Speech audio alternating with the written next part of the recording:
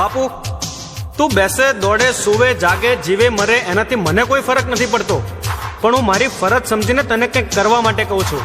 તારે આવું કરવું હોય તો કર, નહીં તો તેલ લેવા જા. જિંદગી નાની છે પૂરી વસૂલ કર, દુનિયાની છોડીને તું પોતાની ચિંતા કર. થોડી ઘણી બુદ્ધિ બાકી રહી હોય અગર, આ સલાહ માન મારી વિચાર્યા વગર. જલસા કર બાપુ જલસા કર, જાય બધા તેલ લેવા જલસા કર.